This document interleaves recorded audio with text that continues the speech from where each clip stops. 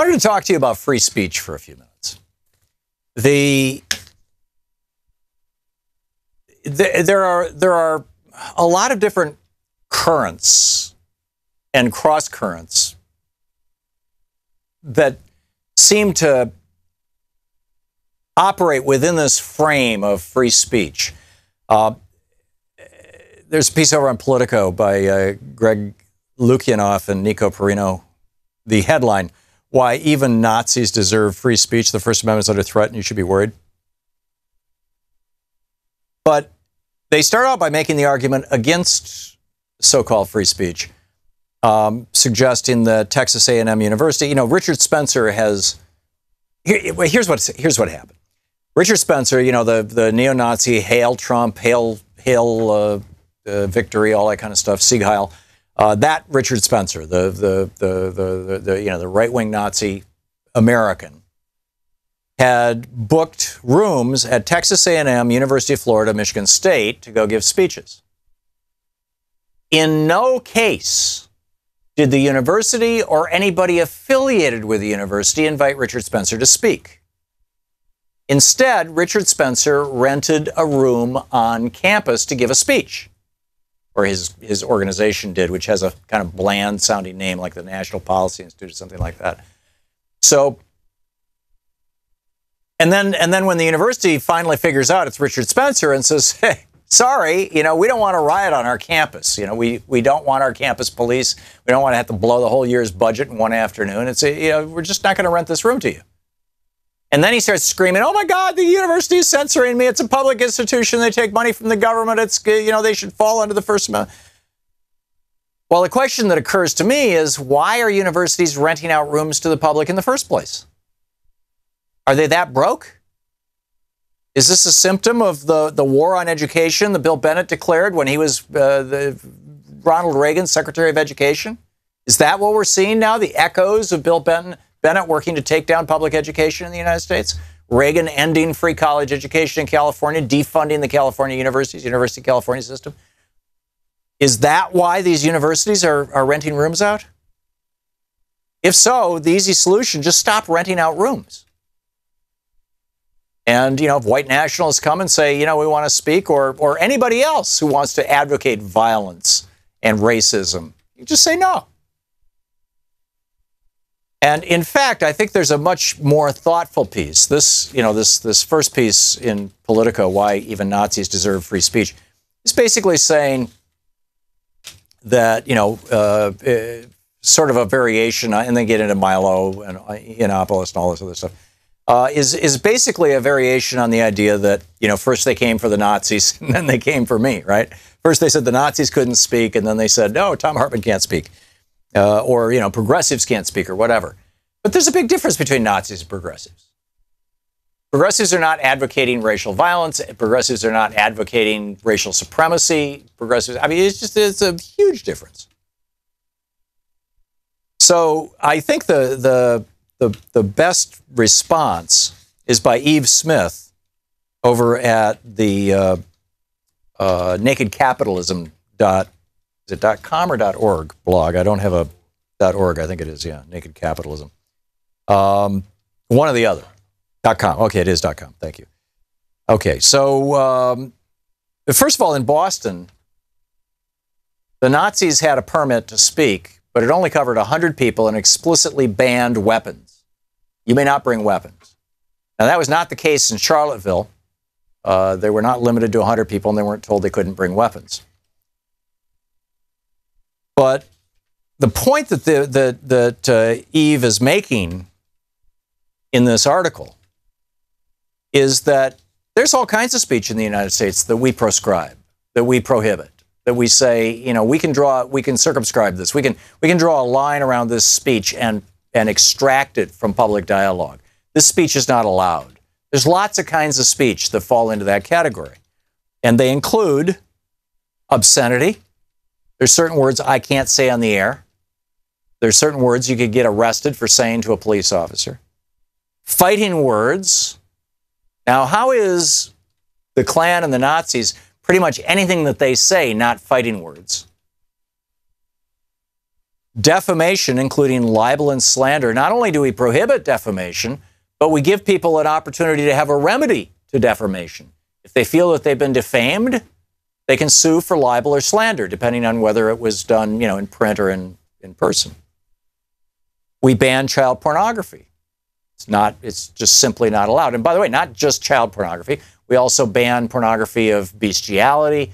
We ban pornography of extreme violence. There's a bunch of kinds of pornography that we ban. We ban perjury. You may not lie under oath. That's a limit on free speech. We ban blackmail. Blackmail is that free speech to call up and say, hey, if you say this, I'm going to tell this? No. Not free speech. It's blackmail. We ban the incitement to imminent lawless action. That's the phrase that's used in many states. Incitement of riot or something like that is more specific, but that same thing. We ban true threats. We ban solicitations to commit crimes. You walk up to somebody and say, hey, if I gave you $10,000, would you kill my wife? You can go to jail for saying that. It could even be a joke and you can go to jail for saying that. We ban joking about bombs in airports and on airplanes. I mean, you think you've got free speech? Try talking back to a flight attendant one of these days. We ban treason, treasonous speech. And we ban plagiarism.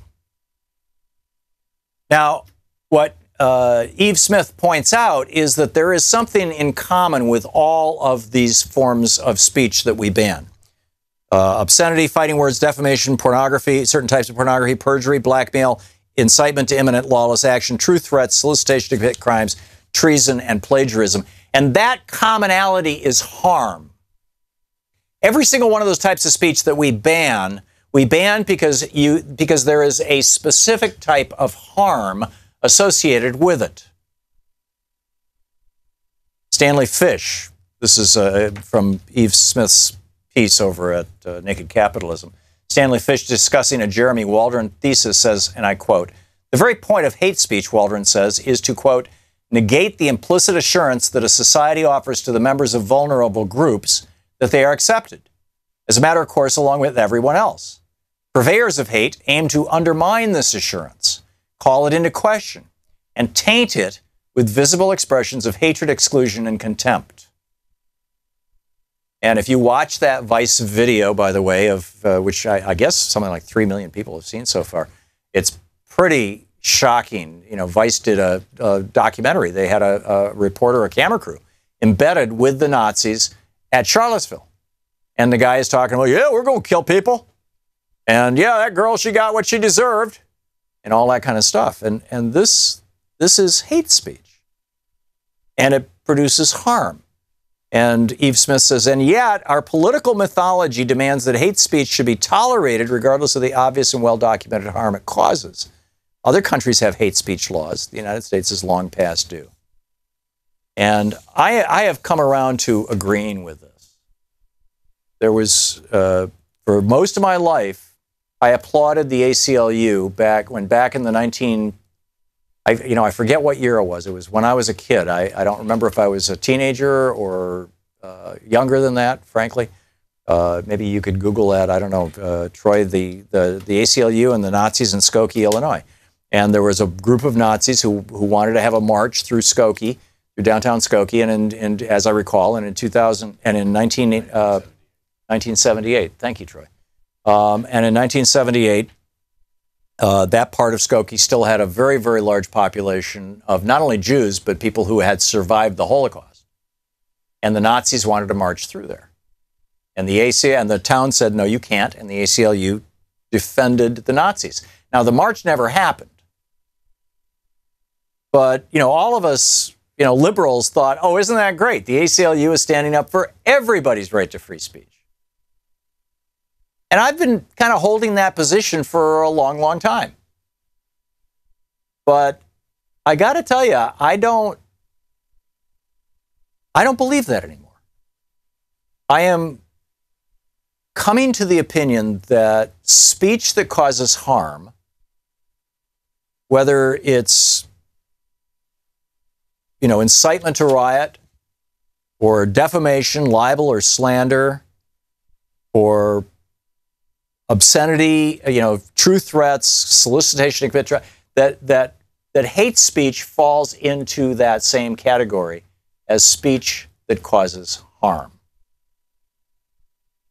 This is amazing. The moon is completely covered the sun in Oregon. And some really spectacular footage coming out right now. Anyhow, so I'm ready to say, we need a hate speech law, and these Nazis really do not have a First Amendment right to spread the kind of hate and poison into our society that they've been trying to do. And the reason why is because we've seen the consequences. We have seen the harm associated with that. We saw it in Germany in the 1930s and 40s. We're seeing it in the United States now. There's 3 people dead from Charlottesville as a result of that kind of hate speech. And as a society, I just don't think we should tolerate it. Your thoughts? After.